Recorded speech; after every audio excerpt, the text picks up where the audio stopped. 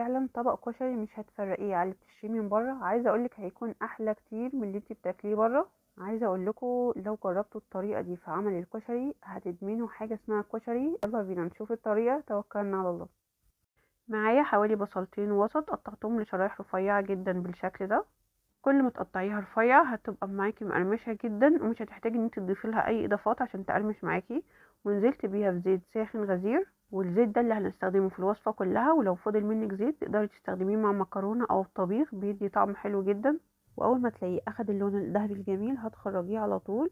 هو في الاول كده هتحسي ان هو طري شويه، لكن مجرد ان انت تفرديه على ورق المطبخ هتلاقيه ناشف ويفضل كريسبي معاكي. المهم ان انت تفرديه بعيد عن بعضه، ما تحطهمش كلهم فوق بعض. وده البصل بعد ما حمرته كله، سامعيني القرمشه. تقدري تقطعيه شرايح رفيعه كده بالشباسه. يلا بينا نجهز الصلصه. وفي حله على النار هنزل بحوالي 4 معالق كبيره من الزيت اللي لسه محمرين فيه البصل. شايفين قطع البصل اللي لسه فيه؟ هي دي اللي بتدي طعم حلو قوي للكشري، ما تصفوش منها. اول ما الزيت يسخن معايا نزلت بحوالي 2 كوب ونص من عصير الطماطم. ونزلت بمعلقتين كبار من معجون الطماطم. نص معلقة من السكر بتقلل من حموضة الطماطم. هتسيب الطماطم دي على النار تغلي لمدة حوالي 4 5 دقايق. بعد ما سبتها على النار حوالي 5 دقايق هبتدي انزل بالبهارات. معلقة ونص صغيرة من الملح، نص معلقة صغيرة من الكمون، معلقة صغيرة من كل من الكزبرة الناعمة، البابريكا، توم باودر، بصل باودر، نص معلقة صغيرة فلفل اسود. قوام صلصة الكشري بيكون خفيف مش تقيل، مش عايزينها تتسبك معانا، فانا بس هسيب البهارات دي يعني تاخد وتدي كده مع الصلصة، يعني تغلي معاها غلوتين 3. وبعد كده هنضيف التكات الاخيرة بقى اللي هتاكلي بيها احلى صلصة كشري. الاضافات الاخيرة دي مش بنضيفها غير وخلاص هنقفل على الصلصة. نزلت بحوالي 2 معلقة صغيرة من الثوم، يعني حوالي معلقة كبيرة، و3 معالق كبيرة خل، معلقة صغيرة من السبع بهارات، رشة كده من القرفة، حاجة بسيطة خالص. وهتشمي احلى ريحة صلصة، بجد الريحة بتكون خطيرة جدا. غلوة واحدة وهتقفلي النار على طول، وبكده هيبقى معاكي احلى صلصة كشري. بجد مش هتفرقيها على اللي بتاكليها مع الكشري بره. يلا نجهز العدس. في حلة على النار مالية حوالي نصها مية، نزلت ب2 كوب من العدس غسلاه كويس جدا وصفيته من المية. ونزلت عليه بحوالي ربع معلقة صغيرة من الكمون. ونزلت بشوية من الملح. هغطي العدس واسيبه يستوي. لما يكون نص سوا كده هاخد منه شوية على الرز. بالنسبة للرز في حلة نزلت بحوالي 5 6 معالق كبيرة من الزيت. بعد ما الزيت سخن نزلت بكوب ونص من الشعرية. بالنسبة لكمية الشعرية بتختلف حسب كمية الرز، يعني لكل كوب رز هتستخدمي نص كوب من الشعرية. وأول ما الشعرية احمرت نزلت ب3 أكواب من الرز، طبعا غسلاهم ومصفيهم كويس جدا من المية. ومعاهم 3 معالق كبيرة من العدس الأصفر. لكل كوب رز بضيف معلقة كبيرة من العدس الأصفر.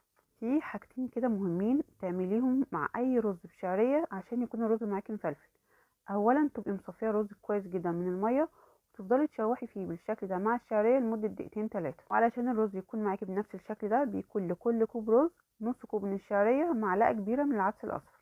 طبعا بتكوني شغاله في الكشري وكل حله على النار عشان تخلصي كله في وقت واحد. العدس كان وصل لنص سوا، اللي هو العدس البني او العدس بجبه، اخدت منه شويه على الرز بالشكل ده. هبتدي انزل بالملح والبهارات. نزلت بحوالي معلقه كبيره وربع من الملح، نص معلقه صغيره كمون، نص معلقة صغيرة سبع بهارات. قلبي الرز كويس جدا مع البهارات اللي احنا نزلنا بيها. وبعد كده هننزل بمية مغلية. فايدة المية المغلية بتخلي الرز يستوي معاكي اسرع. عايزة اقولكم الاكلة دي ما بتاخدش معايا في تجهيزها ساعة. بالنسبة لكمية المية يا دوبك مغطية الرز بالشكل ده. تحطي المعلقة بتلاقيها المية بالشكل ده بالظبط. بتغطي الرز واول ما يبتدي يغلي معاكي ويكون بالشكل ده هتهدي عليه النار خالص. بالنسبة للمكرونة في حلة فيها مية بتغلي نزلت بحوالي معلقة كبيرة من الزيت، رشة بسيطة كده من الملح. وهتنزلي بكمية المكرونة اللي انت هتحتاجيها. وعلشان طبق الكشري يكون شبه الكشري بتاكليه بره ضيفي نوعين من المكرونة. نزلت بمكرونة مقصوصة صغيرة ومكرونة سباكيتي. سيبي المكرونة لحد ما تتسلق.